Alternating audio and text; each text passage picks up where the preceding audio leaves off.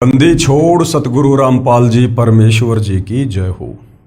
परमपिता परमात्मा सारी सृष्टि के रचनहार कुल मालिक असंख्य ब्रह्मांडों के स्वामी जगत गुरु तीनों लोकों में प्रवेश करके सबका धारण पोषण करने वाले राजाधीराज आत्माधार नाथों के नाथ देवों के देव महादेव सर्वेश्वर महेश्वर मृत्युंजय अजरो अमर आदि अनादि सनातनी प्रभु जगत पिता जगदीश्वर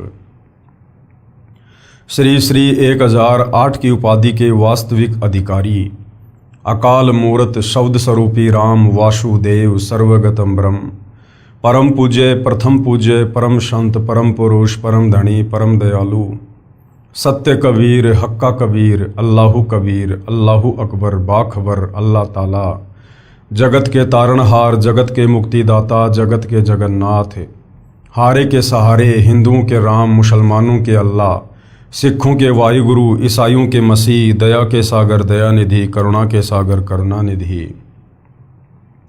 स्वयंभू परिभू संकट मोचन कष्ट हरण मंगल करण दुख भंजन अविगत कबीर निर्विकार निर्विषम परमात्मा अलय अलेख सतगुरु आदि अनादि सतगुरु असली मर्यादा पुरुषोत्तम असली राम असली कृष्ण असली घनश्याम असली मुरारी राजाओं के राजा महाराजाओं के महाराजा शहंशाहों के शहंशाह सम्राटों के सम्राट भगवानों के भगवान अल्लाहों के अल्लाह प्रभुओं के प्रभु मसीहाओं के मसीह सच्चे वाहिगुरु बाबाओं के बाबा पीरों के पीर सेठों के सेठ जगत सेठ सावड़सा सेठ सर्वगुण संपन्न अनंत कोटि कलाओं के स्वामी अनंत कोटि ब्रह्मांडों के नायक योगियों में महायोगी ध्यानियों में महाध्यानी सिद्धों में परम सिद्ध ज्ञानियों में तत्व ज्ञानी ब्रह्म ज्ञानी महाज्ञानी परम ज्ञानी सर्वश्रेष्ठ ज्ञानी विज्ञानी युवा कबीर समर्थ कबीर असमवाद अमित ओझा सच्चे रहनुमा करीम अल्लाह सुबहान अल्लाह दुनिया के अंतिम पैगंबर 8 सितंबर 1951 से गांव धनाना जिला सोनीपत हरियाणा भारतवर्ष की पावन भूमि पे प्रकट रियल कल्कि भगवान श्री नारायण साकार हरि श्री बाबा साहेब नूर अनंत परमात्मा सच्चे दरवेश सच्चे बाखबर संत श्रोमणी सतगुरु रामपाल जी परमेश्वर जी के चरण कमल में आप और हम सभी भाई बहनों का अनंत कोटि दंडवत प्रणाम। सत्साई भाई और बहनों, बहुत बड़ी दया बहुत बड़ी मेहर पूज्य गुरुदेव भगवान की परमेश्वर रामपाल जी की, जिनके शुभ आशीर्वाद से विशेष आशीर्वाद से उन्हीं के सत्संगों के संग्रह के ऊपर बन चुकी पवित्र पुस्तक कबीर बढ़ाया कृष्ण के ऊपर वीडियो बनाने की श्रृंखला जारी है और इसी श्रृंखला में आज हमारा ये 24वें नंबर का वीडियो है। ये पवित्र पुस्तक कबीर बढ़ाया कृष्ण विशेषकर हिंदू समाज के लिए किसी वरदान से कम नहीं है।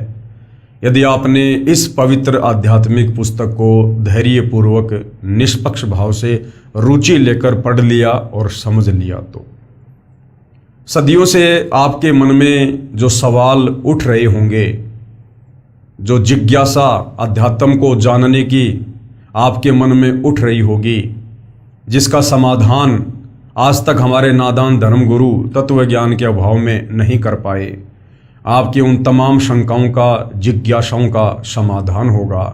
आपके प्रत्येक प्रश्न का जवाब मिलेगा, क्योंकि ये पवित्र पुस्तक चारों वेद पवित्र गीता जी और पुराणों के ज्ञान से मिश्रित है।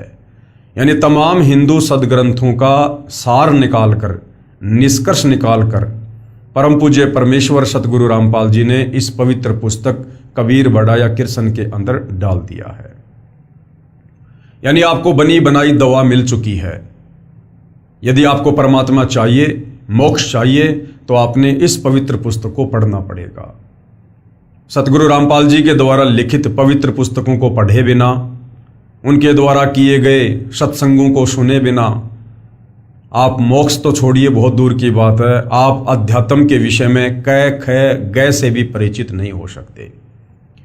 क्योंकि हमारे जितने भी नादान धर्मगुरु वर्तमान में हैं या पहले थे, तत्व ज्ञान के अभाव में वो इन सदग्रंथों का सार नहीं समझ पाए। उनको केवल एक संस्कृत भाषा का ज्ञान था, लेकिन संस्कृत भाषा का ज्ञान होने मात्र से सदग्रंथ समझ में आ जाएंगे ऐसा कहीं नहीं लिखा हुआ है। हमारे पवित्र सदग्रंथ ये परमात्मा द्वारा बोला गया ज्ञान है, और परमात्मा द्वारा बोला गया ज्ञान सूक्ष्म होता है, कोड वर्ड में होता है, संकेतु में होता है। और इस पवित्र ज्ञान को, इस तत्व ज्ञान को अच्छी प्रकार से भली भांति ठीक ठीक अपने द्वारा रची गई सृष्टि रचना का ज्ञान, सर्व ब्रह्मांडों की रचना का ज्ञान, जीव आत्माओं की उत्पत्ति का ज्ञान, वो परमपिता परमेश्वर जिन्होंने वेदों का ज्ञान बोला है, जो कबीर देव है, कबीर परमेश्वर है, कबीर अग्नि है, वो स्वयं ही इस पृथ्वी पर संत रूप में, सतगुरु रूप में, जगतगुरु रूप में, तत्वदर्शी संत के रूप में प्रकट होकर यथा बताता है। अन्यथा कोई भी प्राणी, कोई भी जीव, वो चाहे आचार्य हो या शंकराचार्य हो, चाहे ब्रह्मा विष्णु महेश हो, इस वास्तविक सत्य ज्ञान के विषय में अन्य लोगों को परिचित नहीं करवा सकता। क्योंकि हिंदू समाज विशेषकर गीता बोलने वाले को सबसे बड़ा भगवान बताता है। हिंदू समाज समझता है कि गीता जी का ज्ञान श्री कृष्ण अर्थात विष्णु जी ने दिया है, जबकि विष्णु जी के पिता काल ब्रह्म ने महाभारत युद्ध के समय श्री कृष्ण जी के शरीर में प्रवेश करके प्रेत की भांति इस ज्ञान को बोला है। यानी वो काल ब्रह्म इस विष्णु से भी बहुत ज्यादा गुणा परम शक्ति है, और वो ब्रह्म भी, वो काल ब्रह्म भी गीता अध्याय 4 श्लोक 34 में कह रहा है कि अर्जुन, मुझे सही प्रकार से ना तो परमात्मा की स्थिति का पता है, ना मुझे सृष्टि रचना का ज्ञान है। अगर तुझे सही सही ज्ञान जानना है तो किसी तत्वदर्शी संत की खोज कर ले। अर्थात गीता ज्ञान देने वाला भी कह रहा है कि मुझे भी कंप्लीट शास्त्रों का ज्ञान नहीं है, कंप्लीट आध्यात्मिक ज्ञान नहीं है, मुझे भी इस संसार की सृष्टि का ज्ञान नहीं है। ऑप्शन छोड़ दिया, किसी तत्वदर्शी संत की शरण में जा। तो भाइयों और बहनों, आज वो तत्वदर्शी संत इस पृथ्वी पर सिर्फ और सिर्फ परम पूज्य सतगुरु रामपाल जी हैं। ये स्वयं पूर्ण ब्रह्म परमेश्वर हैं, कबीर देव हैं। अभी तक आपने इस पवित्र पुस्तक को जितना भी पढ़ा है या जितने भी उनके प्रवचन सुने हैं यूट्यूब पर, भली बात ही आपको समझ में आ गया होगा कि ऐसा निर्मल ज्ञान, ऐसा पाक और पवित्र ज्ञान, सर्व धर्म ग्रंथों से प्रमाणित ज्ञान आज तक हमारे नादान धर्म गुरु भी नहीं दे पाए। तो भाइयों और बहनों, यदि परमेश्वर पृथ्वी पर आएंगे, हमें अपना ज्ञान समझाएंगे, तो वे कोई विशेष आडंबर करके नहीं आएंगे। हम इंसानों को समझाने के लिए इंसानों जैसा ही बनकर आएंगे। और इसीलिए आदि शंकराचार्य जी ने गुरु की महत्वता को बताते हुए कहा है कि गुरुर ब्रह्मा गुरुर विष्णु गुरुर्देवो महेश्वर गुरुर साक्षात पूर्ण ब्रह्म तस्मै श्री गुरुवे नमः। यानी गुरु रूप में ही परमात्मा धरती पर प्रकट होते हैं। और वो गुरु पूर्ण है या नहीं है, तत्वदर्शी है या नहीं है, इसकी पहचान भी पवित्र गीता जी अध्याय 15 श्लोक नंबर 1 से 4 में लिखी हुई है कि जो उल्टे लटके हुए संसार रूपी वृक्ष के प्रत्येक भाग को सही सही बता दे कि जड़ कौन परमात्मा है, तना कौन परमात्मा है, डार कौन भगवान है, शाखाएं कौन हैं, पत्ते कौन हैं, टहनियां कौन हैं, उसे तत्वदर्शी संत समझ लेना। तो इस संसार रूपी उल्टे लटके हुए वृक्ष की व्याख्या को जो गीता अध्याय 15 श्लोक 1 से 4 में लिखा हुआ है, सतयुग बीत गया, त्रेता बीत गया, द्वापर बीत गया, ये कलयुग शुरू हो गया, केवल सतगुरु रामपाल जी परमेश्वर जी ने यथा बताया है। तो इससे स्वयं सिद्ध हो जाता है कि गीता जी के अनुसार सर्व सृष्टि रचनहार, सर्व की उत्पत्ति करता पूर्ण ब्रह्म परमेश्वर कबीर देव स्वयं सतगुरु रामपाल जी भगवान हैं। तो ये पवित्र पुस्तक उन्हीं के द्वारा लिखी गई है, यानी उन्हीं के सत्संगों का संग्रह है। और ये पवित्र पुस्तक हमें अध्यात्म के विषय में बहुत कुछ समझा रही है।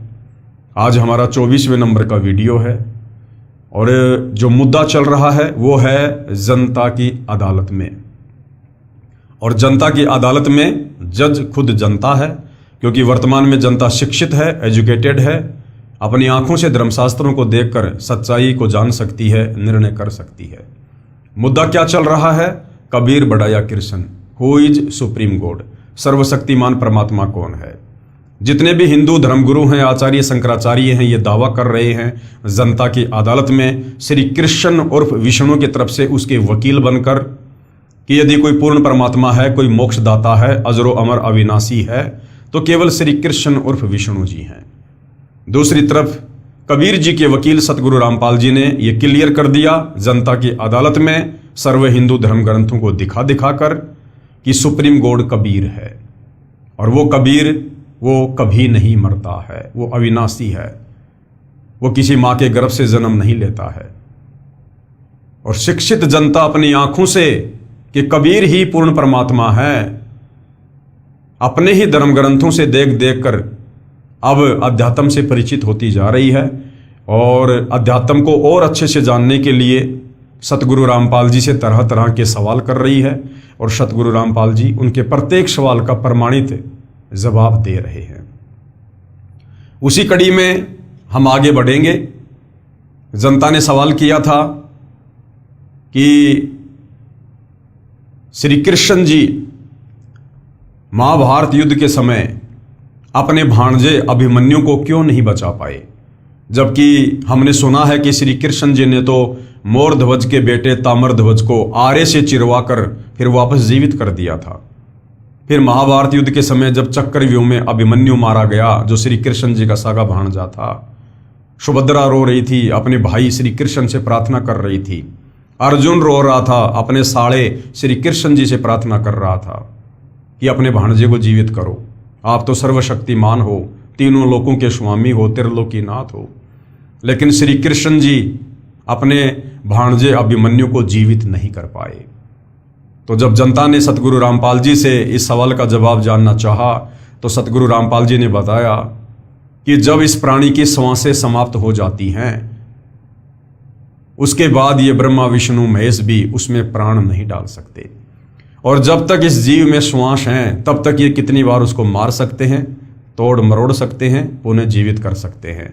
जिस प्रकार एक जादूगर अपनी जादूगरी से, वो जादूगरी भी एक आध्यात्मिक सिद्धि होती है, सबके सामने एक व्यक्ति को बीच में से काट देता है, दोनों टुकड़े अलग अलग दिखाता है, और उसके बाद उस व्यक्ति को जोड़ देता है। तो श्री कृष्ण जी ने जो किया ताम्रध्वज के साथ, वो एक जादूगरी थी। लेकिन सबसे बड़ा जादूगर, जादूगरों का जादूगर, वो कबीर परमात्मा है, जो किसी भी प्राणी की यदि श्वासें शेष ना हो, उसमें अपनी तरफ से श्वासें डाल सकता है। तो जनता संतुष्ट हुई और आगे अध्यात्म को जानने का और प्रयास कर रही है, और सतगुरु रामपाल जी जनता की अदालत में जनता को और क्या कुछ बता रहे हैं। श्री कृष्ण जी का अंत महादुखमय रहा, यानी समस्त हिंदू धर्म गुरु जो श्री कृष्ण उर्फ विष्णु को पूर्ण परमात्मा की संज्ञा दे रहे हैं अपनी नादानी के चलते, तो श्री कृष्ण जी का अंत क्या हुआ, कितना दुखमय उनका अंत हुआ, कितनी दुर्गति से उनकी मृत्यु हुई। और सुप्रीम गॉड कबीर जी जब जब इस पृथ्वी पर आए हैं, तो वो अंत में यहां से किस प्रकार से प्रस्थान करके गए हैं, ये सारी बातें आज जनता की अदालत में सतगुरु रामपाल जी समझाएंगे, और जनता खुद निर्णय कर लेगी कि वास्तव में परमेश्वर कौन है। श्री कृष्ण जी का अंत महादुखमय रहा। अंत यानी उनका अंतिम समय, उनके जीवन के अंतिम क्षण कितने दुखमय रहे। श्री कृष्ण जी की आंखों के सामने उनका सारा यादव कुल, उनके बेटे पोते आदि आदि आपस में लड़ाई करके कट मरे। दुर्वासा ऋषि के श्राप के कारण 56 करोड़ यादव, जिनमें श्री कृष्ण जी के रिश्तेदार भी थे, उनके हजारों बेटे भी थे, उनकी बेटियां भी थी, उनकी रानियां भी थी, सबके सब यमुना के किनारे प्रभास क्षेत्र में आपस में कट कट के लड़ झगड़ के मर गए। और अंत में श्री कृष्ण जी का अंत भी दुखमय हुआ। तो कहने का मतलब है, जब श्री कृष्ण जी अपने स्वयं के कर्म नहीं काट सके, उनका खुद का अंत इतना दुखमय हुआ, तो भला उनकी भक्ति करने वालों का अंत सुखमय कैसे हो सकता है। श्री कृष्ण उनको बचा नहीं सका। श्री कृष्ण जी की हत्या यानी मर्डर एक शिकारी ने की, यानी श्री कृष्ण जी की अकाल मृत्यु हुई थी, उनकी स्वाभाविक मृत्यु नहीं हुई थी। क्या यही लक्षण है समर्थ भगवान के? पेश है संपूर्ण कथा जो इस प्रकार है। अब पूरी कथा सुना रहे हैं जनता की अदालत में, जनता की आंखें खोलने के लिए। दुर्वासा ऋषि ने श्री कृष्ण समेत 56 करोड़ यादवों को श्राप देकर मार डाला। एक समय दुर्वासा ऋषि द्वारिका नगरी के पास वन में आकर ठहरा। धूणा यानी अग्नि लगाकर तपस्या करने लगा। दुर्वासा ऋषि श्री कृष्ण जी के आध्यात्मिक गुरु जी थे। श्री कृष्ण के 2 गुरु थे। जो संदीपनी थे वो श्री कृष्ण जी को केवल ये अक्षर ज्ञान वाली शिक्षा दिया करते थे, यानी उनको पढ़ाया करते थे। संदीपनी श्री कृष्ण जी के आध्यात्मिक गुरु नहीं थे। और दूसरा जो दुर्वासा ऋषि थे वो श्री कृष्ण जी के आध्यात्मिक गुरु थे। ऋषि संदीपनी श्री कृष्ण जी के अक्षर ज्ञान करवाने वाले गुरु यानी शिक्षक थे। दुर्वासा जी की ख्याति यानी उनकी प्रसिद्धि चारों ओर द्वारिका नगरी में फैल गई कि ऐसे पहुंचे हुए ऋषि हैं, भूत भविष्य तथा वर्तमान की सब जानते हैं। द्वारिका के निवासी श्री कृष्ण से अधिक शक्तिशाली किसी भी ऋषि व देव को नहीं मानते थे, क्योंकि द्वारिका के लोग, विशेषकर यादव समाज के लोग, अभिमानी हो गए थे कि श्री कृष्ण जी ये त्रिलोकी नाथ हैं, हमारे यादव कुल में हैं, भला हमें किसका डर किसका भय। तो वो लोग अभिमानी हो गए थे। उनको अभिमान था कि हमारे साथ श्री कृष्ण है, कोई भी देव ऋषि व साधु हमारा कुछ नहीं बिगाड़ सकता। श्री कृष्ण को सर्वशक्तिमान मान रखा था। द्वारिका के नौजवानों को शरारत सूझी। क्या शरारत सूझी? द्वारिका के नौजवानों को आपस में विचार किया कि साधु लोग ढोंगी होते हैं, इनकी पोल खोलनी चाहिए। चलो दुर्वासा ऋषि की परीक्षा लेते हैं। श्री कृष्ण के पुत्र प्रद्युम्न ने गर्भवती स्त्री का श्वांग धारण किया, पेट के ऊपर छोटा कड़ाहा बांधा, उसके ऊपर रुई लोगड़ रखकर वस्त्र बांधकर स्त्री के कपड़े पहना दिए, उसका एक पति बना लिया। 7-8 नौजवान यादव उनके साथ दुर्वासा के डेरे में गए और प्रणाम करके निवेदन किया कि ऋषि जी, आपका बहुत नाम सुना है कि आप भूत भविष्य तथा वर्तमान की जानते हैं। ये पति पत्नी हैं, इनके विवाह के 12 वर्ष बाद परमात्मा ने संतान की आस पूरी की है। ये जानना चाहते हैं कि गर्भ में लड़का होगा या लड़की। यह जानने के लिए उतावले हो रहे हैं, कृपया बताने का कष्ट करें। अब देखो, श्री कृष्ण जी का लड़का प्रद्युम्न शादीशुदा था, उसको भी संतान थी, और उसके बावजूद भी संतों के साथ में मजाक करने पहुंच गया। तो आप भली बात ही समझ सकते हैं भाइयों और बहनों कि यादव कुल के लोग उस समय किस प्रकार से अभिमानी हो गए थे। दुर्वासा ऋषि ने ध्यान लगाकर देखा तो सब समझ में आ गया। क्रोध में भरकर बोला, बताऊं क्या होगा? सबने एक स्वर में कहा कि हाँ ऋषि जी बताओ। दुर्वासा बोला कि इस गर्भ से यादव कुल का नाश होगा। इस गर्भ से क्या होगा? इस गर्भ से यादव कुल का नाश होगा। श्राप दे दिया दुर्वासा ऋषि ने। चले जाओ यहां से। सब भाग लिए। गांव में बुद्धिमान बुजुर्गों को पता चला कि बच्चों ने ऋषि दुर्वासा के साथ मजाक कर दिया। ऋषि ने यादव कुल का नाश होने का श्राप दे दिया। जुल्म हो गया, सब मरेंगे। अब क्या उपाय किया जाए? सब मिलकर अपने गुरु तथा राजा श्री कृष्ण जी के पास गए तथा सब हाल कह सुनाया। श्री कृष्ण जी से कहा कि इस कहर से आप ही बचा सकते हो। श्री कृष्ण जी ने कहा कि उन सब बच्चों को साथ लेकर ऋषि दुर्वासा के पास जाओ, इनसे क्षमा मंगवाओ, तुम भी बच्चों की ओर से क्षमा मांगो। सब मिलकर ऋषि दुर्वासा के पास गए तथा बच्चों से गलती की क्षमा याचना करवाई, स्वयं भी क्षमा याचना की। ऋषि दुर्वासा बोले कि वचन वापस नहीं हो सकता। इसलिए परमात्मा कहते हैं तीर कमान से और बात जुबान से एक बार अगर निकल गई तो फिर वापस नहीं आती है। इसलिए भगत ने सोच समझ के बोलना चाहिए। सब वापस श्री कृष्ण जी के पास आए तथा कहा कि दुर्वासा के श्राप से बचने का उपाय बताएं।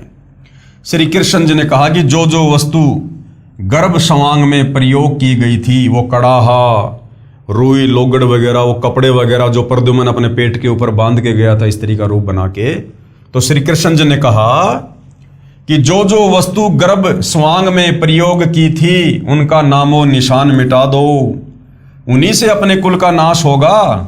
कपड़े रुई लोगड़ को जलाकर उसकी राख को प्रभास क्षेत्र में नदी में डाल दो, और जो लोहे की जो कढ़ाई है उसे पत्थर पर घिस घिसाकर चूरा बनाकर प्रभास क्षेत्र में दरिया में डाल दो, ना रहेगा बांस ना बजेगी बांसुरी।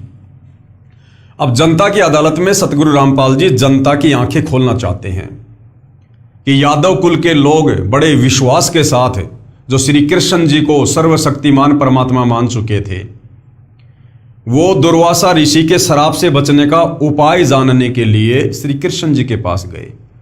और श्री कृष्ण जी ने उनको क्या उपाय बताया कि प्रद्युम्न जो स्त्री का स्वांग करके गया था और जो जो सामान उसमें जो प्रयोग हुआ था, वो कड़ाहा कपड़े जो पेट पर बांध कर लेकर गया था, तो जो कपड़े थे उनको तो जला दो, और जो लोहा था जो कड़ाहा था उसको यमुना जी के किनारे जाके पत्थर के ऊपर घिस घिस के चूरे को यमुना जी के पानी में डाल दो, ना रहेगा बांस ना बजेगी बांसुरी। ये समाधान त्रिलोकीनाथ श्री कृष्ण उर्फ विष्णु जी ने अपने समाज के लोगों को बताया। लोगों ने विश्वास कर लिया। अब विचार करना भाई और बहनों, श्री कृष्ण जी अपने कुल के लोगों का बचाव नहीं कर पाए। श्री कृष्ण जी ने उनको बचाव के बदले विनाश का सुझाव दे दिया, विनाश का सुझाव। क्योंकि जो विधि श्री कृष्ण जी ने बताई, इसी विधि से आगे चलकर 56 करोड़ यादवों का नाश होगा। गए थे श्री कृष्ण जी के पास में उपाय जानने, और श्री कृष्ण जी ने काल प्रेरणा से ऐसा उपाय बता दिया, वो उपाय आगे चलकर 56 करोड़ यादवों के सत्यानाश का कारण बन गया। द्वारिका वासियों ने अपने गुरु श्री कृष्ण जी के आदेश का पालन किया। लोहे की कढ़ाई का एक कड़ा एक व्यक्ति को घिसाने के लिए दिया था, उसने कुछ घिसाया, पूरा नहीं घिसा, वैसे ही जमुना दरिया में फेंक दिया। घिसने से उस कड़े में चमक आ गई थी। एक मछली ने उसे खाने की वस्तु समझकर खा लिया।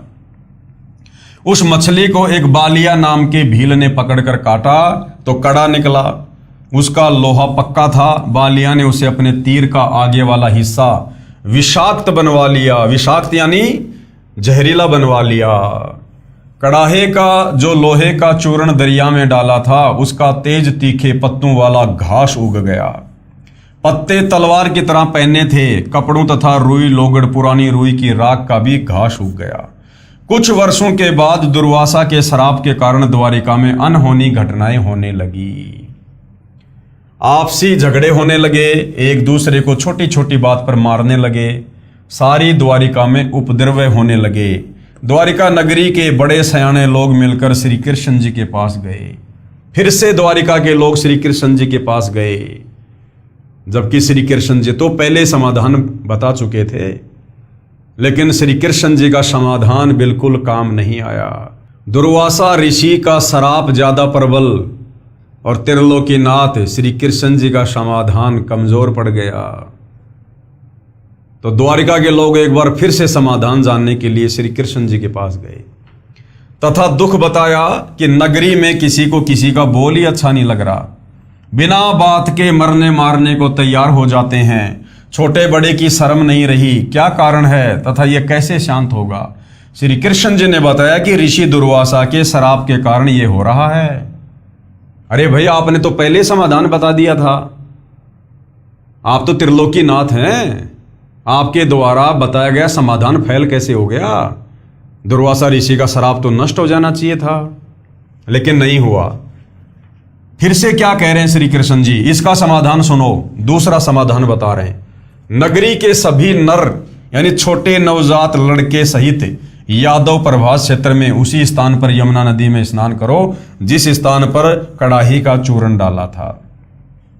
और दूसरा क्या उपाय बताया श्री कृष्ण जी ने कि मैंने तुम्हें जो वो कड़ाही को घिस घिस के उसका चूरा जिस जगह पर यमुना नदी में डालने को कहा था ना, सुबह सुबह सारे यादव, अगर आज भी किसी का जन्म हुआ है, उस बच्चे को भी जो लड़का हो, लड़की नहीं, केवल पुरुष नर यादव, सारे के सारे वहां जाकर स्नान करो, दुर्वासा ऋषि का श्राप कट जाएगा। अब देखना दुर्वासा ऋषि का श्राप कटता है या यादव आपस में कट कट के मरते हैं। यादव प्रभास क्षेत्र में उसी स्थान पर यमुना नदी में स्नान करो जिस स्थान पर कड़ाई का चूर्ण डाला था। श्राप से बचने के लिए द्वारिका नगरी के सब बालक, नौजवान तथा वृद्ध स्नान करने गए। श्री कृष्ण जी पर विश्वास करके स्नान करके बाहर निकलकर एक दूसरे से गाली गलौज करने लगे और उस कड़ाही के चूरे से उत्पन्न घास को उखाड़कर एक दूसरे को मारने लगे। तलवार की तरह घास से सिर कटकर दूर गिरने लगे। कुछ व्यक्ति बचे थे, अन्य सब के सब लड़कर मर गए। उन बचे हुओं को ज्योति निरंजन काल ने स्वयं श्री कृष्ण जी में प्रवेश करके उस घास से मार डाला। ज्यादातर तो वही समाप्त हो गए जो समाधान श्री कृष्ण जी ने बताया था। समाधान के बजाय उनका विनाश हो गया, आपस में लड़ झगड़ के कट कट के मर गए। श्री कृष्ण जी का कोई समाधान काम नहीं आया। थोड़े बहुत यादव बचे थे, उनको खुद श्री कृष्ण जी के रूप में उस काल ने, यानी श्री कृष्ण जी में प्रवेश करके, जैसे महाभारत युद्ध के समय गीता का ज्ञान देने के लिए काल खुद श्री कृष्ण में प्रवेश कर गया था, इसी प्रकार से श्री कृष्ण में प्रवेश करके और उस काल ने, ज्योति निरंजन ने, ब्रह्म ने बचे कुछ यादवों का खुद संहार किया। अकेला श्री कृष्ण बचा था। अब कौन बचा? अकेले श्री कृष्ण जी बचे हुए थे। एक वृक्ष के नीचे जाकर लेट गया। अब दुर्वासा ऋषि ने श्राप क्या दिया था? यादव कुल का सत्यानाश होगा, सर्वनाश होगा। तो श्री कृष्ण जी भी यादव कुल में थे, अर्थात श्री कृष्ण जी का भी नाश होना था, सर्वनाश होना था। श्री कृष्ण जी अपना भी बचाव दुर्वासा के श्राप से नहीं कर पाए। अकेले श्री कृष्ण जी बचे थे। एक पेड़ के नीचे जाकर लेट गया, एक पैर को दूसरे पैर के घुटने पर रखकर लेट गया। दाएं पैर के पंजे में पद्म जन्म से लगा था। श्री कृष्ण जी के दाएं पैर के तलवे में बचपन से ही क्या था? एक पद्म था जो कि वो चमकता था, जो चमक रहा था। जिस बालिया नाम के भील शिकारी ने मछली से निकले कड़ाही के कड़े का विष लगाकर तीर बनवाया था, वह शिकारी उसी तीर को लेकर उस स्थान पर शिकार की तलाश में आया जिस वृक्ष के नीचे श्री कृष्ण जी लेटे हुए थे। वृक्ष की छोटी छोटी टहनियां चारों ओर नीचे पृथ्वी को छू रही थी, लटक रही थी। उन झुरमुटों में से श्री कृष्ण जी के पैर का जो पद्म था वो ऐसा लग रहा था जैसे किसी हिरण की आंख चमक रही हो।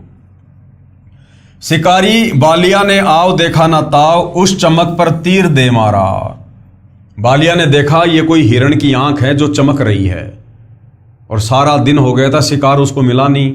उसने देखा बड़ी मुश्किल से शिकार मिला है। उसने आओ देखा ना ताव, और वो जो जहर लगा हुआ तीर उसने बनवाया था उसी कड़ाई का, जिस कड़ाई को जमुना नदी में घिस घिस कर डालने के लिए श्री कृष्ण जी ने सलाह दी थी।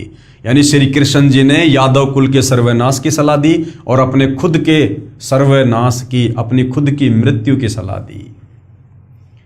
शिकारी बालिया ने आओ देखा ना ताव, उस चमक पर तीर दे मारा। तीर निशाने पर लगा। पैर के तलवे में विषाक्त तीर लगने से श्री कृष्ण जी की चीख निकली। एकदम से चिल्लाए श्री कृष्ण जी। बालिया समझ गया कि किसी व्यक्ति को तीर लगा है। निकट जाकर देखा तो कोई राजा है। पूछने पर पता चला कि श्री कृष्ण है। अपनी गलती की क्षमा याचना करने लगा। कहा कि भगवान, धोखे से तीर लग गया। मैंने आपके पैर के पद्म की चमक मृग की आंख जैसी लगी, क्षमा करो। अब श्री कृष्ण जी ने क्या कहा बालिया को? श्री कृष्ण जी ने कहा, बालिया तेरा कोई दोष नहीं है, होनी प्रबल होती है। मैंने तेरा बदला चुकाया है। त्रेता युग में तू किष्किंधा का राजा सुग्रीव का भाई बाली था। मैं अयोध्या में रामचंद्र नाम से राजा दशरथ के घर जन्मा था। उस समय मैंने तेरे को पेड़ की ओट लेकर धोखा करके लड़ाई में मारा था। अब तू मेरा एक काम कर। क्या कहा श्री कृष्ण ने? कि वे बालिया तेरा कोई दोष नहीं है, मैंने तेरा बदला पूरा कर दिया। तो बालिया ने कहा कि महाराज जी, आपकी और मेरी क्या बराबरी, आपका और मेरा क्या अदला बदला, मैं तो आपको जानता तक नहीं। मैं शिकारी, आप राजा, हमारी तो पहले कभी भेंट भी नहीं हुई। तो श्री कृष्ण जी ने कहा कि त्रेता युग में तू सुग्रीव का भाई बाली था और मैं उस समय राजा दशरथ का बेटा रामचंद्र था, और मेरी पत्नी को रावण उठाकर ले गया। मेरे पास और कोई चारा नहीं था उसे वापस लाने का। और किष्किंधा का राजा बाली था। बाली ने सुग्रीव को राज्य विहीन करके अपना कब्जा किया हुआ था और सुग्रीव को राज्य से बाहर निकाल रखा था। अब सुग्रीव को अपना राज्य चाहिए था और मुझे अपनी पत्नी चाहिए थी, तो हम दोनों में एक समझौता हो गया। सुग्रीव ने कहा कि यदि आप मेरे भाई बाली को मारकर मुझे किष्किंधा का राजा बना दो तो मैं अपनी सारी सेना जो है लंका पर चढ़ाई के लिए आपको समर्पित कर दूंगा। तो श्री रामचंद्र जी ने अपने स्वार्थ के वशीभूत होकर और बाली को मारने की सोची।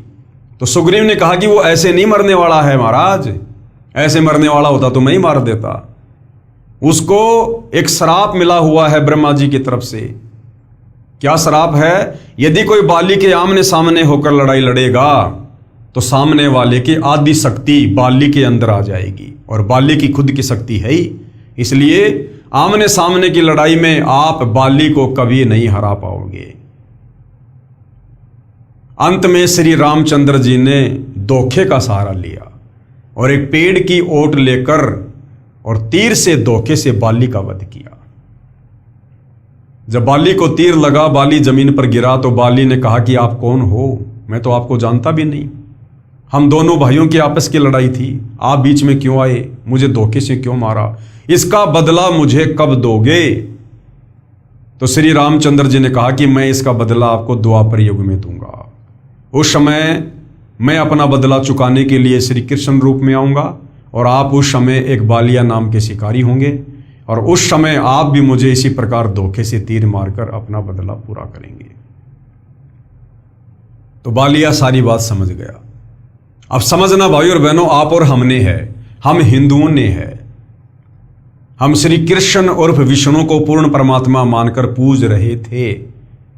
बहुत सारे नादान तो आज भी पूज रहे हैं। अब खुद विचार करो। पहली बात तो श्री विष्णु जी को, जिसको आप पूर्ण परमात्मा कहते हो, उसको नारद ने श्राप दिया, और नारद का श्राप भोगने के लिए त्रेता युग में रामचंद्र रूप में धरती पर आए। अगर विष्णु जी इतने सर्वशक्तिमान होते, पूर्ण परमात्मा होते, तो पूर्ण परमात्मा के ऊपर किसी का श्राप काम नहीं करता है। लेकिन नारद जो श्री विष्णु जी का भतीजा था, अपने भतीजे के श्राप को नहीं काट पाया श्री विष्णु, और वो श्राप भोगने के लिए धरती पर आना पड़ा त्रेता युग में रामचंद्र रूप में। चलो आ गए, श्राप को भोगने के लिए जंगल में चले गए, वनवास हो गया, और वहां पर सीता जी को रावण उठा ले गया। अब सुग्रीव की मदद लेने के लिए श्री राम ने धोखे से बाली को मार दिया। बाली ने कहा कि इसका बदला कब दोगे? बोला द्वापर युग में दूंगा। तो त्रेता युग में श्री रामचंद्र जी ने धोखे से जो बाली को मारा, उनका एक वो कर्म बन गया, और अपना वो कर्म भोगने के लिए श्री विष्णु उर्फ रामचंद्र ने खुद द्वापर युग में आना पड़ा बदला देने के लिए। तो विचार करो भाइयों और बहनों, जब श्री रामचंद्र जी अर्थात विष्णु जी अपने खुद के कर्म नहीं काट सके, उस कर्म का जो त्रेता युग में बाली मारा था उसका बदला देने के लिए द्वापर में जन्म लेके आना पड़ा श्री कृष्ण रूप में। तो भला इनकी भक्ति करने से, श्री रामचंद्र जी की भक्ति करने से, श्री कृष्ण जी की भक्ति करने से, विष्णु जी की भक्ति करने से फिर हमारे कर्म कैसे कटेंगे, जब इन भगवानों के खुद के कर्म नहीं कटे? तो यही जनता की अदालत में सतगुरु रामपाल जी नादान जनता को समझाना चाह रहे हैं कि तुम कौन राम का जपते जापम, ताते कटे ना तीनों तापम।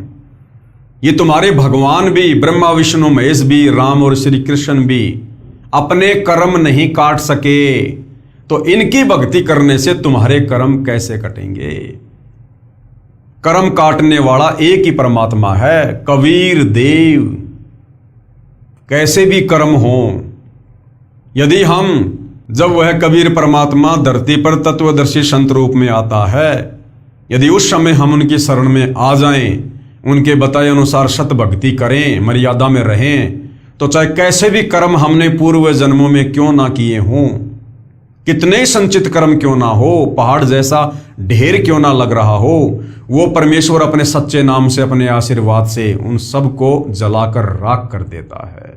तो जनता की अदालत में सतगुरु रामपाल जी जनता की आंखें खोलने के लिए ये कथा सुना रहे हैं कि आज से पहले तुमने केवल कथा सुनी है, इन नादान धर्म गुरुओं ने इन कथाओं का तुम्हें निष्कर्ष नहीं बताया। तो बालिया ने अपना बदला पूरा किया। उसके बाद श्री कृष्ण जी ने कहा कि अब तू मेरा एक काम कर, द्वारिका में जाकर बता दे कि सब यादव दुर्वासा के श्रापवश आपस में लड़कर मर गए हैं। कुछ समय उपरांत द्वारिका की स्त्रियों की भीड़ लग गई, हाहाकार मच गया। पांडव श्री कृष्ण के रिश्तेदार थे, वे भी आ गए। श्री कृष्ण ने अर्जुन से कहा कि आप सर्व गोपियों यानी यादवों की स्त्रियों को अपने पास ले जाना, या कोई नर यादव नहीं बचा है। अंतिम नर यादव श्री कृष्ण जी थे, उनका भी जहरीला तीर लगने से अंत हुआ। तो अपने रिश्तेदारों को, पांडवों को श्री कृष्ण जी ने कहा कि आप इन तमाम स्त्रियों को दिल्ली ले जाओ, वरना यहां पर ये जंगली लोग इनको परेशान करेंगे, दुखी करेंगे। या कोई नर यादव नहीं बचा है, आसपास के भील इनकी इज्जत खराब करेंगे। और पांडवों से कहा कि तुम अपना राज्य अपने पुत्र को देकर हिमालय में जाकर घोर तप करो और अपने युद्ध में किए पापों का नाश करो। अर्जुन ने पूछा, भगवान एक प्रश्न आज मैं आपसे करूंगा, आप सही उत्तर देना। आप अंतिम श्वास गिन रहे हो, झूठ मत बोलना। श्री कृष्ण जी ने कहा कि प्रश्न कर। अर्जुन बोला, आपने गीता का ज्ञान कुरुक्षेत्र के मैदान में महाभारत युद्ध से पहले सुनाया था। उसमें कहा था कि अर्जुन तू युद्ध कर ले, तुम्हें कोई पाप नहीं लगेंगे, तू निमित्त मात्र बन जा, सब सैनिक मैंने मार रखे हैं, तू युद्ध नहीं करेगा तो भी मैं इन्हें मार दूंगा। जब युधिष्ठिर को भयंकर शोपन आने लगे, आपसे कारण जाना तो आपने बताया था कि युद्ध में किए बंधुघात के पाप के परिणाम स्वरूप कष्ट आया। समाधान यज्ञ करना बताया। उस समय मैं आपसे विवाद नहीं कर सका क्योंकि भाई की जिंदगी का सवाल था। आज फिर आपने वही जख्म हरा कर दिया। इतनी झूठ बोलकर हमारा नाश किस लिए करवाया? कि आप महाभारत युद्ध के समय तो कह रहे थे कि अर्जुन तू लड़ाई कर, युद्ध कर, तुझे कोई पाप नहीं लगेगा, मर गया तो स्वर्ग में सुख भोगेगा, जीत गया तो धरती का सुख भोगेगा। और अब आप कह रहे हो कि तुम पांचों पांडव हिमालय में जाकर राज्य को छोड़कर तप करके मर जाओ। तो भगवान फिर आपने गीता जी का ज्ञान देते समय झूठ क्यों बोला कि तुझे पाप नहीं लगेगा? अब कह रहे हो कि तुम्हें पाप लग गया। तो भाइयों और बहनों, क्योंकि अर्जुन भी यही समझ रहा था कि गीता जी का ज्ञान श्री कृष्ण दे रहा है, जबकि उस समय श्री कृष्ण नहीं था, श्री कृष्ण जी में काल प्रवेश था।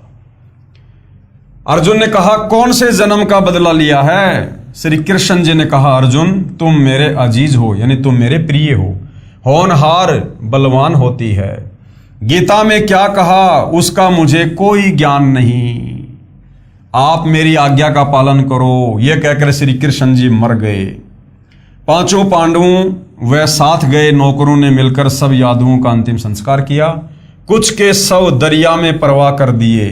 श्री कृष्ण ने कहा था कि मेरे शरीर को जलाकर बची हुई अस्थियां व राख को एक लकड़ी के संदूक यानी बॉक्स में डालकर दरिया में बहा देना।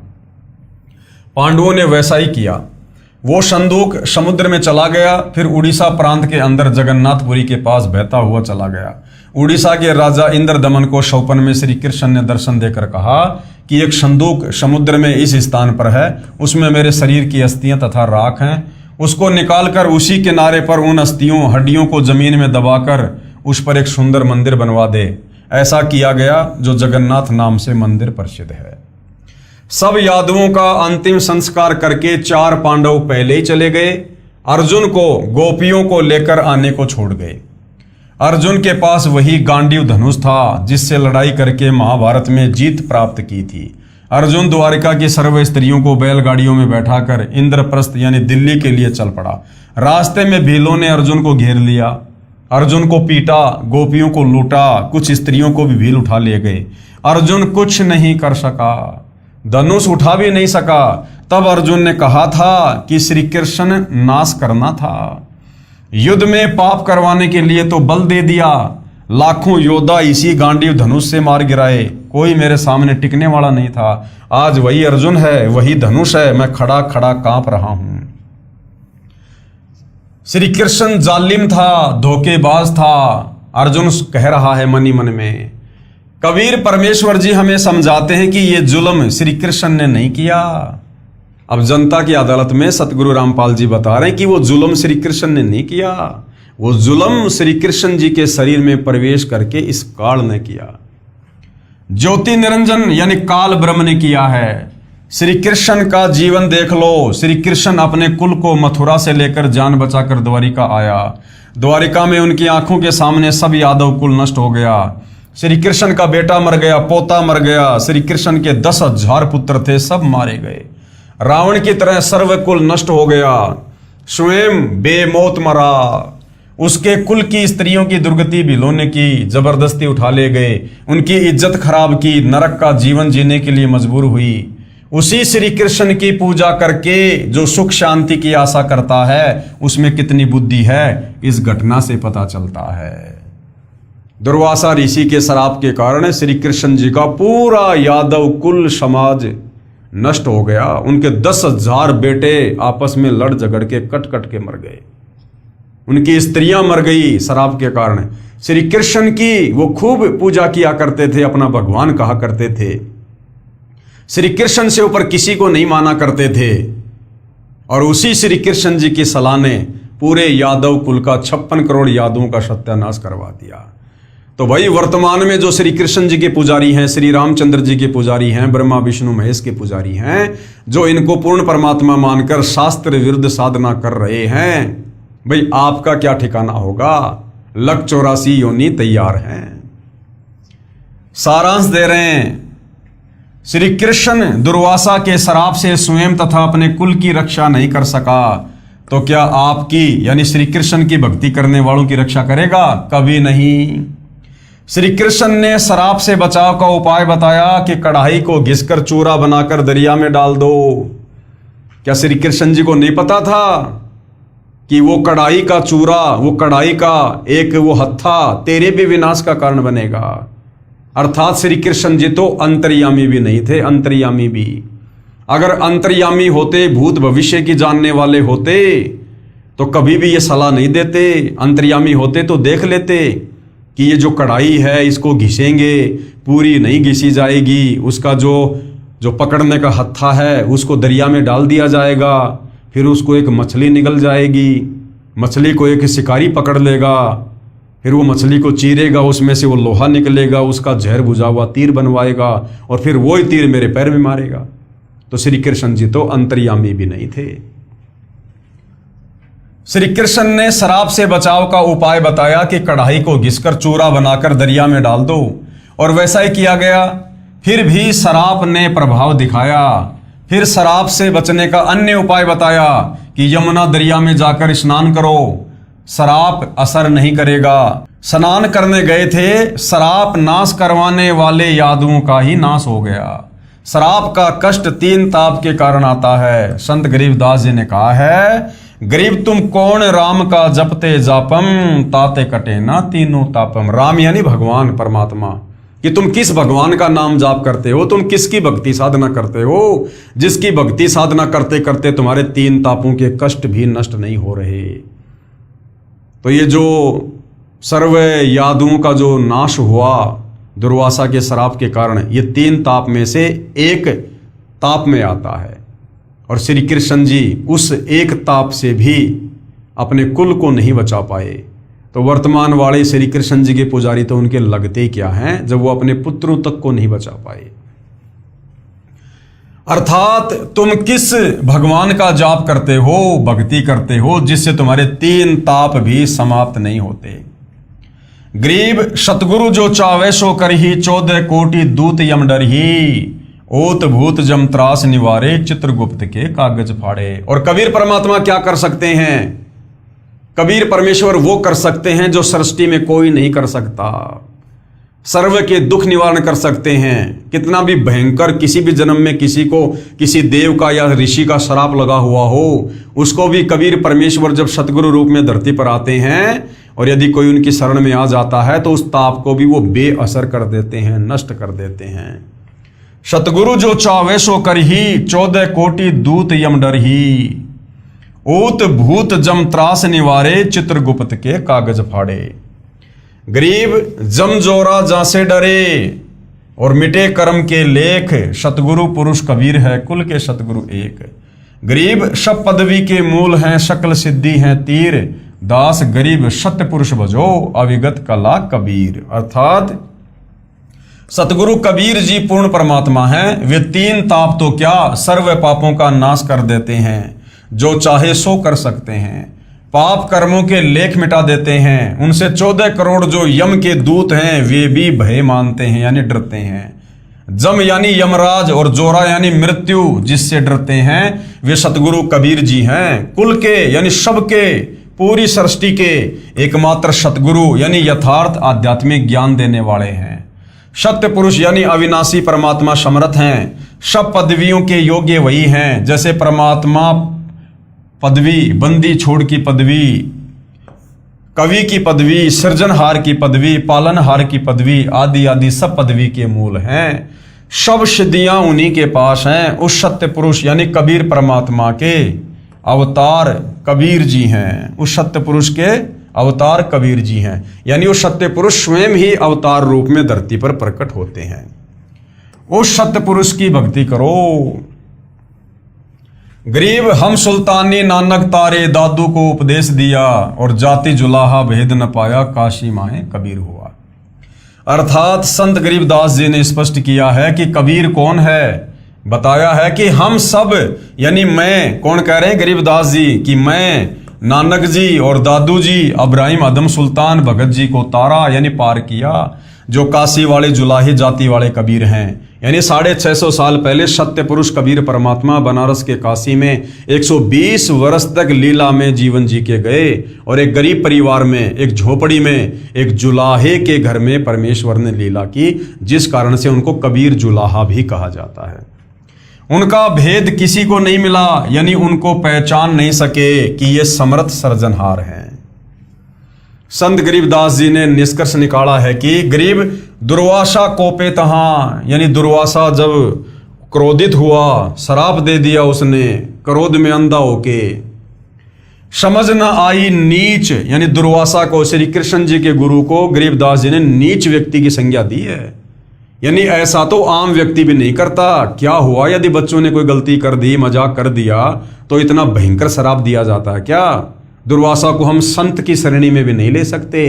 अरे संतों में तो धैर्य होता है, शीलता होती है, आधीनता होती है, विनम्रता होती है। संत तो क्षमा करने वाले होते हैं। और दुर्वासा ने गुस्से में आकर छोटी सी बात को लेकर श्राप दे दिया काल प्रेरणा से। तो गरीबदास जी ने दुर्वासा को नीच व्यक्ति की संज्ञा दी है, ना कि संत या भगत की। गरीब दुर्वासा कोपे तहां समझ न आई नीच, और 56 करोड़ यादव कटे मची रुधिर की कीच। अर्थात संत गरीबदास जी ने बताया है कि दुर्वासा दुष्ट को इतना भी समझ नहीं आई कि क्या जुल्म करने जा रहा है। जरा सी बात का इतना बड़ा दंड कि 56 करोड़ यादव कटकर मर गए, खून का कीचड़ बन गया, धरती लाल हो गई। पेश है सह शरीर सतलोक जाने व ग्रह युद्ध को समाप्त करने की सत्य कथा। अब जनता की अदालत में सतगुरु रामपाल जी जनता को बता रहे हैं, समझा रहे हैं कि तुम जिस कृष्ण उर्फ विष्णु को पूर्ण परमात्मा मानकर भक्ति कर रहे थे अज्ञानता में, उनका अंत में क्या हुआ, कितनी दुर्गति से मृत्यु हुई। जहरीला तीर लगने से अकाल मृत्यु हुई। उनकी आंखों के सामने उनका कुल नष्ट हो गया। और जो पूर्ण परमात्मा है कबीर देव, कबीर परमात्मा, वो जब 650 साल पहले धरती पर आए थे कबीर नाम से, वो अंत में किस प्रकार से गए, उनकी अकाल मृत्यु हुई या सह शरीर सतलोक गए। और कितना बड़ा अनर्थ जो उस समय भविष्यवाणी हो रखी थी कि हिंदू मुसलमानों का गृह युद्ध होगा, कबीर परमेश्वर ने अपने वचन से, अपनी शक्ति से उस गृह युद्ध को समाप्त कर दिया। लेकिन श्री कृष्ण जी दुर्वासा ऋषि के श्राप से 56 करोड़ यादवों का बचाव नहीं कर पाए। पेश है सह शरीर सतलोक जाने व गृह युद्ध को समाप्त करने की सत्य कथा। प्रभु कबीर जी का मगर से सह शरीर सतलोक गमन तथा सूखी नदी में नीर बहाना। धर्म गुरुओं द्वारा भ्रम फैला रखा था कि जो काशी यानी बनारस शहर में प्राण त्यागता है वह स्वर्ग जाता है, तथा जो मगहर नगर में प्राण त्यागता है वो गधा बनता है, नरक में जाता है। इस भ्रम को तोड़ने के लिए कि जो मगहर में मरता है वह गधा बनता है और काशी में मरने वाला स्वर्ग जाता है, बंदी छोड़ कहते थे कि सही विधि से भक्ति करने वाला प्राणी चाहे वह कहीं पर भी प्राण त्याग दे, वो अपने सही स्थान पर जाएगा।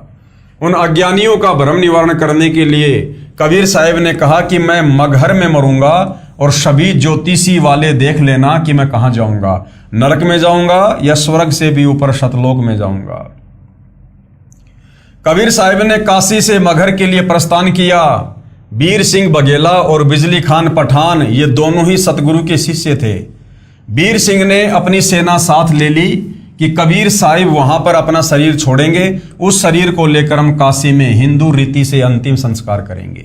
यदि मुसलमान नहीं मानेंगे तो लड़ाई करके सबको लाएंगे, क्योंकि मगहर का जो नरेश था, नवाब था, वो बिजली खान पठान था, मुसलमान था, वो भी कबीर जी का शिष्य था। और काशी नरेश वीर सिंह बघेला भी कबीर जी का शिष्य था। तो कबीर जी ने निर्णय किया पाखंड को समाप्त करने के लिए कि मैं मगहर में शरीर छोड़ूंगा। तो वीर सिंह बघेल अपनी सेना समेत चल पड़ा कि यदि मगहर का नवाब बिजली खान पठान हमें हमारे पीर, हमारे गुरु का शरीर नहीं लाने देगा तो हम लड़ाई झगड़ा करके लाएंगे। सेना भी साथ ले ली। अब इतनी बुद्धि है हमारी, गुरुदेव भगवान क्या कह रहे हैं कि हम नादानों की केवल इतनी बुद्धि है, हम भगवान को इतना ही समझ पाते हैं। उस समय कोई भी कबीर जी को समझ नहीं पाया था कि पूर्ण परमात्मा है, सह शरीर आते हैं और सह शरीर जाते हैं। कबीर परमेश्वर जी हर रोज शिक्षा दिया करते कि हिंदू मुसलमान दो नहीं है। अंत में फिर वही बुद्धि, उधर से बिजली खान पठान को पता चला कि कबीर साहिब यहां पर आ रहे हैं। बिजली खान पठान ने सतगुरु तथा सर्व आने वाले भक्तों तथा दर्शकों की खाने तथा पीने की सारी व्यवस्था की और कहा कि सेना तुम भी तैयार कर लो, हम अपने पीर कबीर साहिब का यहाँ पर मुसलमान विधि से अंतिम संस्कार करेंगे। कबीर साहिब के मगर पहुंचने के बाद बिजली खान ने कहा कि महाराज जी स्नान करो। कबीर साहिब ने कहा कि मैं बहते पानी में स्नान करूंगा। बिजली खान ने कहा कि सतगुरुदेव यहाँ पर साथ में एक आमी नदी है, वो भगवान शिव के शराब से सूखी पड़ी है, उसमें पानी नहीं है। जैसी व्यवस्था दास से हो पाई है पानी का प्रबंध करवाया है, आपके स्नान के लिए प्रबंध किया है, लेकिन संगत बहुत आ गई, इनके नहाने की तो बात बन नहीं पाएगी। पीने का पानी पर्याप्त मात्रा में बाहर से मंगवा रखा है। कबीर साहिब ने कहा कि वह नदी देखे कहाँ है। उस नदी पर जाकर कबीर साहिब ने हाथ से ऐसे इशारा किया जैसे ट्रैफिक पुलिस का सिपाही रुकी हुई गाड़ियों को जाने का संकेत करता है। वह आमी नदी पानी से पूरी भरकर चल पड़ी। बोलो सतगुरुदेव भगवान की जय हो। ये आमी नदी वहां पर अभी भी विद्वान है। सबने परमेश्वर कबीर जी की जय जयकार की। कबीर साहिब ने कहा कि एक चादर नीचे बिछाओ, एक मैं ऊपर ओढ़ूंगा, क्योंकि वे जानी जान तो थे। कहने लगे कि ये सेना कैसे ला रखी है तुमने। अब बिजली खान पठान और वीर सिंह बघेला आमने सामने खड़े हैं। उन्होंने तो मुंह लटका लिया और बोले नहीं। वे दूसरे हिंदू और मुसलमान बिना नाम वाले बोले, जी हम आपका अंतिम संस्कार अपनी विधि से करेंगे। दूसरे कहते हैं कि हम अपनी विधि से करेंगे, और चढ़ा ली बाहें, उठा ली हथियार तथा कहने लगे कि आ जाओ। कबीर साहिब ने कहा कि नादानो, क्या मैंने यही शिक्षा दी 120 वर्ष तक? इस मिट्टी का तुम क्या करोगे? चाहे फूक दो या गाड़ दो, इससे क्या मिलेगा? तुमने क्या शिक्षा ली मेरे से? सुन लो, यदि झगड़ा कर लिया तो मेरे से बुरा कोई नहीं होगा।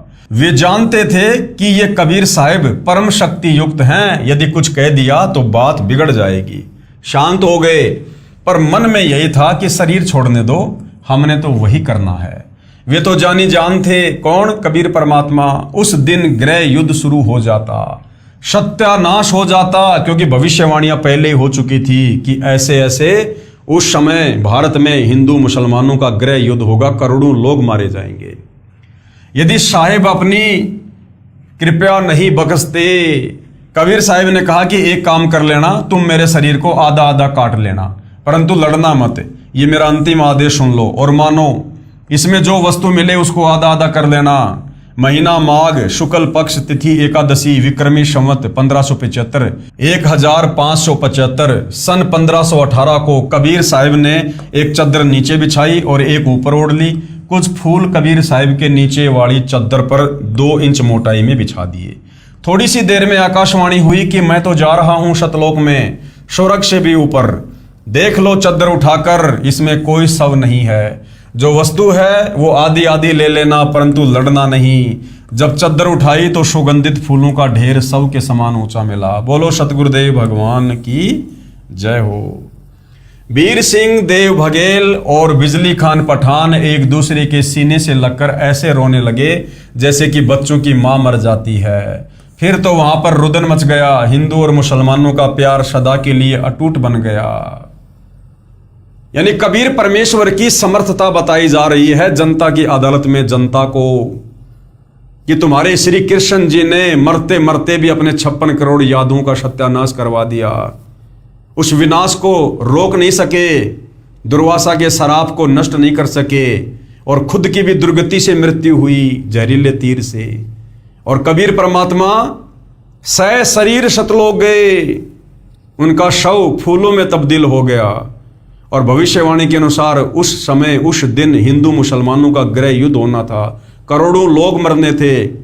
लेकिन कबीर परमेश्वर ने ऐसी लीला की कि आज तक भी मगहर में कभी हिंदू और मुसलमानों का आपस में धर्म को लेकर झगड़ा नहीं हुआ। ऐसा अटूट प्रेम परमात्मा जाते जाते पैदा कर गए। एक दूसरे को सीने से लगाकर हिंदू और मुसलमान रो रहे थे। कहने लगे कि हम समझे नहीं, ये तो वास्तव में अल्लाह आए हुए थे। और ऊपर आकाश में प्रकाश का गोला जा रहा था। बोलो सतगुरुदेव की जय, सत साहिब। तो वहां मगर में दोनों धर्मों हिंदू तथा मुसलमानों ने एक एक चद्दर तथा आधे आधे सुगंधित फूल लेकर 100 फुट के अंतर पर एक एक यादगार भिन्न भिन्न बनाई, जो आज भी विद्यमान है। तथा कुछ फूल लाकर काशी में, जहां कबीर साहिब एक चबूतरे पर बैठकर सत्संग किया करते थे, वहां काशी चौरा नाम से यादगार बनाई। अब वहां पर बहुत बड़ा आश्रम बना हुआ है। मगर में दोनों यादगारों के बीच में एक सांझला द्वार भी है। आपस में कोई भेदभाव वहां हिंदू मुसलमानों का नहीं है। परमेश्वर कबीर जी ने हिंदू मुसलमान का युद्ध टाड़ा नहीं होता तो कत्लेआम हो जाता, गृह युद्ध जैसे हालात हो जाने थे। ये है कबीर जी की समर्थता का अद्वितीय प्रमाण। श्री कृष्ण की हत्या हुई, श्री कृष्ण जी की हत्या हुई, जिसे तुम त्रिलोकीनाथ कहते हो, सुप्रीम गॉड कहते हो। तुम्हारे श्री कृष्ण जी की हत्या हुई। बालिया नाम के शिकारी ने जहरीला तीर मारा और कबीर जी शरीर शतलोक गए। कबीर परमेश्वर शरीर सौधाम यानी शतलोक गए। इसलिए कबीर बड़ा है या कृष्ण, इसलिए कबीर बड़ा है कृष्ण से। ये देखिएगा, जहां कबीर परमेश्वर जी शरीर शतलोक गए थे, उसके बाद जो फूल बचे थे हिंदू मुसलमानों ने आधे आधे बांट लिए। और 100 फुट की दूरी पर एक तरफ ये मंदिर बना हुआ है और दूसरी तरफ ये मस्जिद बनी हुई है। और आज भी वहां पर हिंदू मुसलमानों का इसी प्रकार से आपस में प्यार है और प्रेम है। तो जाते जाते जो विनाश होना था, कबीर परमात्मा उस सर्वनाश को टालकर आपस में प्यार और प्रेम में तब्दील करके चले गए। हिंदू और मुसलमान ऐसे रहते हैं कि जैसे माँ जाए भाई रहा करते हैं। उनसे हमने बात की थी तो उन्होंने कहा कि हमारी आज तक धर्म के नाम पर कोई लड़ाई नहीं हुई। वैसे कहा सुनी तो घर के घर में भी हो जाती है, फिर भी हमारी आपस में धर्म के नाम पर लड़ाई नहीं होती है। बिजली खान पठान ने दोनों यादगारों के नाम 500 बीघा जमीन दी, जिसमें हिंदू तथा मुसलमान अपने प्रबंधक कमेटी बनाकर व्यवस्थित किए।